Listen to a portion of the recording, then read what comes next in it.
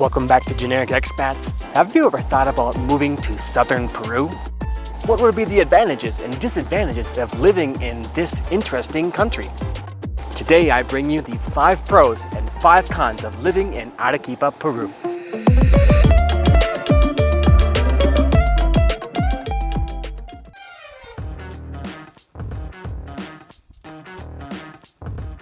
It is September 20th and I find myself on the border between the 2 municipalities, Cerro Colorado and Caima in Arequipa, Peru. Today I bring to you the 5 pros and 5 cons of living in this great city, Arequipa, Peru. Pro number 1. The types of food that are available here are fantastic. There are many different types of amazing quality and tasting food for a very great price. Things such as ceviche, adobo, rocoto relleno, and lomo saltado, amongst others, which are some are from here and some are from other cities such as Lima and other parts of Peru. They are great quality, and it is well known by many people that Peru is consistently winning awards for the gastronomy of their country. So this is one major benefit for living here. It has recently come to my attention that I have not given the proper introduction to tell you why my videos and my information is so useful. You see, I've been traveling since 2013, nearly non-stop. Many of it has been within Asia and Latin America. I spent 5 years in Vietnam. And just 5 years ago, I started my full-time lifestyle as the digital nomad that I am today, where I spent at least 1 month in the following countries: Argentina, Brazil, Peru, Colombia,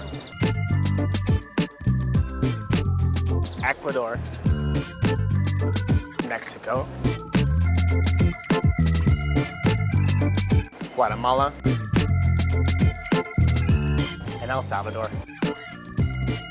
And in this time, I've been doing everything that I've been bringing to my channel here at Generic Expats. Now what this means is that I've been arranging my own accommodation and tasting the local cuisine, checking out the cost of living, looking for entertainment options, checking to see if these places are dangerous, learning how the weather is, and just the overall well-being of a foreign expat living in each one of these new cities.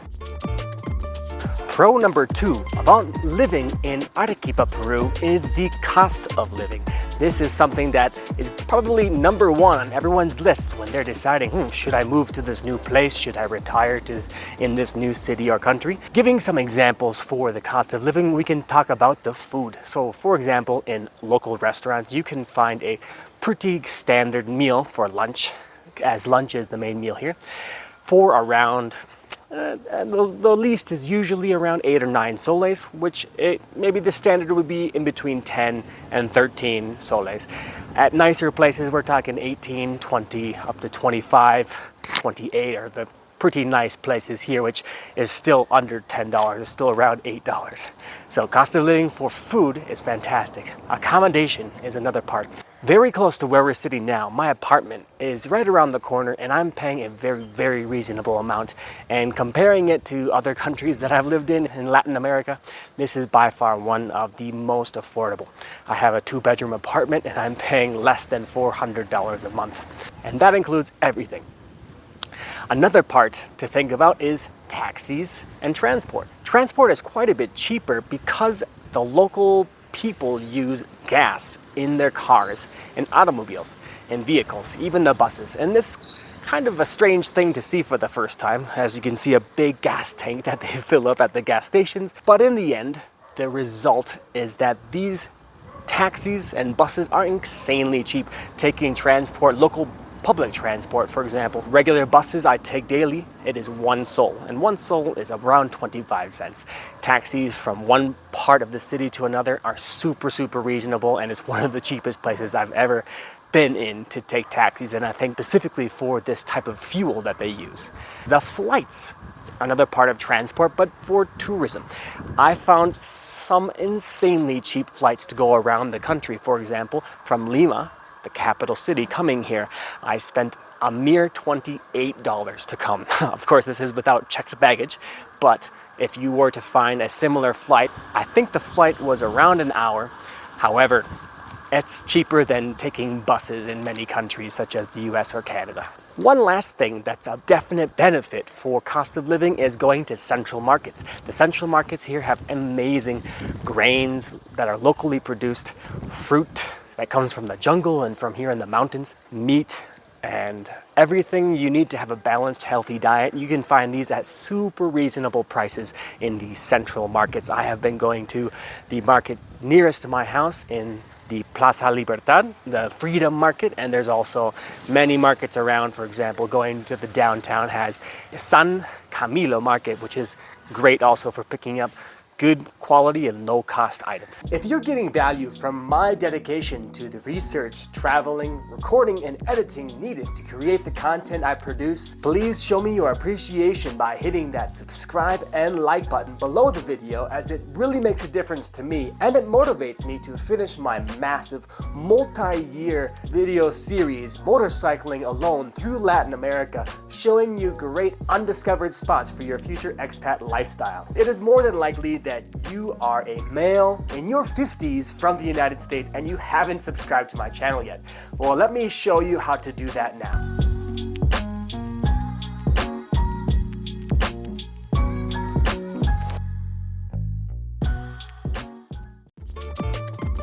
Pro number 3 is going to be one of the more important categories that people tend to prioritize when thinking about moving to a new city, new country, and finding that correct altitude, especially in tropical zones.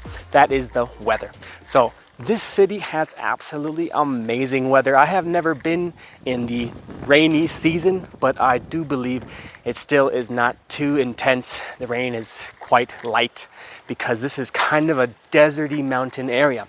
The humidity since I've been here has been around 10 or 15%, and if you don't like being in humid places, that is definitely a massive benefit because it allows for your food to last longer. You don't have fruit and vegetables and food rotting as quickly because that happens when there's more humidity. With humidity comes quite a bit of mold. Therefore, when talking about food preparation, and food storage, it is absolutely excellent for that. Another amazing part of the weather here is the temperatures. This is the end of the winter now, September 20th, and we have the standard daily highs of around mid-70s and the standard daily lows of about mid-50s. And that is pretty standard for the winter season, and then it goes a little bit higher in terms of lows and highs in the summer months. From what I'm reading, it's about high 50s at night and then high 70s in the daytime. And this is going to be with a little bit more humidity in the rainy season. Now, having this low humidity is one important factor in being able to enjoy yourself when you are in a new city and when you're trying to maybe go on excursions and go places. As you can see behind me, the skies are big time blue. It is blue skies on average 300 days per year. So this is something that people absolutely love about being here in Arequipa, Peru. Pro number 4 is actually going to be the people. Despite being a little bit conservative and reserved, the people are quite friendly and have quite a positive attitude towards foreigners.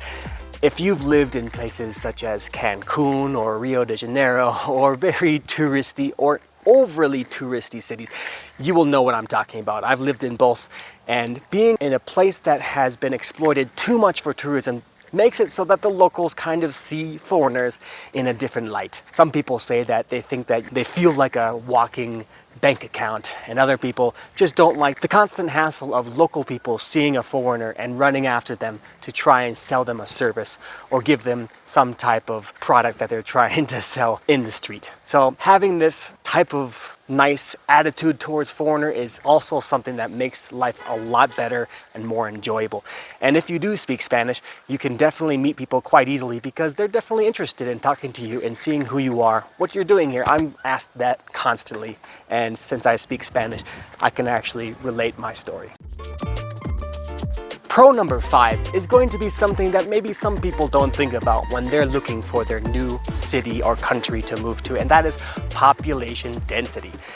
Arequipa is actually quite a large city with more than 1 million inhabitants. However, the city itself does have kind of a small town feel to it.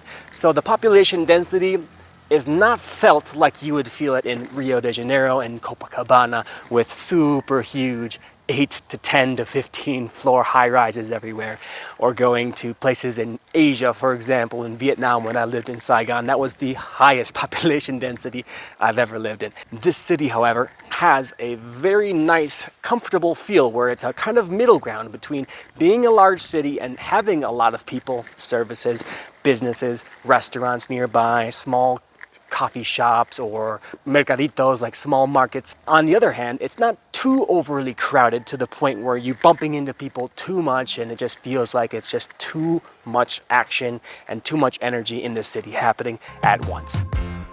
Now, con number 1 of living in Arequipa, Peru is going to be the same as one of the pros. It is the food. Now, having a balanced diet for some people is super important, and for me that is specifically important because I do like exercising, going to the gym frequently, and then taking care of my health with high quality balanced foods, fruits, vegetables, meats, and carbs, right? This local food has great flavor and it's actually quite a good volume. If you want to eat everything that I give to you for your standard lunches, for example, for 10 soles, it's going to definitely fill you up. Now, the negative part of this is if you do rely on eating out often, it's not going to have a good amount of vegetables. And perhaps this is something that is very common in Latin America or in many countries, for example. Outside of Brazil, Brazil has been my #1 favorite for having a good balanced meal in the local restaurants and also at a great price. However, here in Arequipa, Peru, the food has a huge amount of carbohydrates and grains. So when you go to your restaurant, you're going to find a soup that has probably 1, 2, maybe 3 different types of carbohydrates. Potatoes with rice and maybe something else. After the appetizer, which is a soup or salad, you're going to get a main entree, a main dish, and that's also going to have sometimes 2 or 3 types of carbs with maybe 1 vegetable included, sometimes 0. Sometimes it's just the carbs and meat with usually a good tasting sauce and great flavor. It's just that I personally love having a good combination of vegetables in my dishes, and that's why I love so much living in Asia, in Vietnam, and also Brazil. Con number 2 of living in Arequipa, Peru is actually going to be the language. Now, I know that lots of people try hard to improve their language skills so that they can talk to the locals, and that's fantastic. That's what I always suggest and hope people moving to countries that speak different languages will at least attempt. However, there are some people that don't really want to learn the language, and in these situations, the people without Spanish-speaking skills, they're going to have a little bit of a difficulty, not so much with the tourism part. They can find excursions, they can go to restaurants with English menus, a lot of them. Not the local ones won't have too much. However, the downtown and more touristy, nicer, more elegant restaurants, yes, they will have a lot of English, and the people that work in the tourism industry will speak English. But if you're looking for a closer, deeper connection with some local people, for example, people in your neighborhood that live near you, and you don't speak Spanish, it's very likely that you're going to struggle in this situation. In some countries, that's not as difficult as others. However, here in Arequipa, Peru, that is one con. Are you planning to travel to or live in Latin America, but your language skills in Spanish are just not where you want them to be? I don't speak Spanish! Here at Generic Languages, we help you improve so that you are ready to be confident and flourish from Mexico all the way down to Argentina. Check out Generic Languages courses for up to a 30% discount on genericsworld.net. Con number 3 is actually going to be another repeat of one of the pros. However, it's a different side of it. Now, the weather in this city is incredibly dry, and for people that really like the dry climate, it's going to be nice. However, in my situation at least, at this particular humidity at 10%, between 10 and 15 or even less than 10 sometimes, the amount that your skin starts to get dry and you have to apply daily lotion and they start cracking. For example, here I have almost bleeding knuckles on both sides from the dry climate here. that really takes all the moisture out of your skin. Another thing that I also am struggling with is waking up with a super dry nose. For those of you who have maybe respiratory issues, or maybe you don't enjoy also having a really complicated situation with the dry climate and getting problems with your nose, this might be a difficult thing for you to handle. Con number 4 is going to be dangers such as natural disasters or crime. This city is not particularly dangerous when you compare it specifically to Lima, which has the majority of the crime in the country. However, there are definitely people that are trying to take advantage of others, and there have been incidences where foreigners have even disappeared from where they were going out, for example, in the downtown area, going to some club and not even showing up the next day. That is definitely something to keep in mind when choosing a place, is its relative safety. Another part of the dangers that exist living in this city is actually the earthquakes. As you might have seen from some of my videos or pictures, this country has a lot of volcanoes, and specifically this city, it is considered to be the city of volcanoes. The most famous volcanoes are the 2 volcano chains. We have volcano chain Chachani, and then we have El Misti. Now, being that Peru has the Nazca fault lines going right through the country, that is the main reason why there are so many earthquakes. And to be honest, since I've been here for the past 3 months, I feel very consistent, very minimal tremors. The windows start to shake a little bit, and it seems like something is going to happen, but nothing actually does happen. So there are very constant, tiny tremors, and I haven't been here for an actual, real devastating earthquake yet. However, that is something that you would have to consider if you perhaps decide to build a house or buy a house. If a natural disaster were to strike, that would be something that would make things a lot more complicated. Con number 5 about living in Arequipa, Peru is going to be the fact that this city is not super family friendly. Of course, there is going to be the random scattered park here and there, but they're not of super high quality, and there aren't a huge amount of them around. And the fact that this is a touristy industry city, so in terms of tourism, there are many hikes that go up to the volcanoes surrounding the city, and one of the main tours is going to Colca Canyon, which is actually one of the deepest canyons in all of the Americas. And being that there is so much tourism, well, that's going to feed this entire atmosphere of wanting to party and take advantage of being in a city that is where everyone's going to start doing tours from, which turns the city into a kind of a rambunctious kind of party city, even despite having lots of industry. For example, there are many factories that make concrete, and there's lots of mining surrounding the area, of course, from the mountains, and tons of iron and different minerals. That's going to make the locals have kind of a family atmosphere. However, for foreigners, I don't feel like it's the best option for families to move to if they're trying to find a family-friendly city. Have you always wanted to check out Latin America, but you felt it was too risky because it was too dangerous and you don't have any contacts there? Are you looking to go to an exotic tropical place, such as climbing a mountain or a volcano? Or are you looking to catch some sun on the beach? Or go on a boat tour. Here at Generic Expats, we offer generic tours to give you that safety, security, and that helpful connection with me to be able to do these tours with no fear. Follow along on genericsworld.net and you can see where I am and book a tour for the following locations as I'm driving south on my motorcycle through Latin America. Now, it's quite clear that when you give a pros and cons list, it is quite subjective, and things that you might think are very important are not important to other people, and vice versa. Therefore, obviously, this is just an informative video about my own interests, my own perspective on the situation, and I hope this has given you some value in order to make your decision or to be able to consider having Arequipa be your new future expat destination. If I'm giving you lots of value, please hit that like and subscribe button, and please leave some comments because I'm looking forward to seeing you in the next one.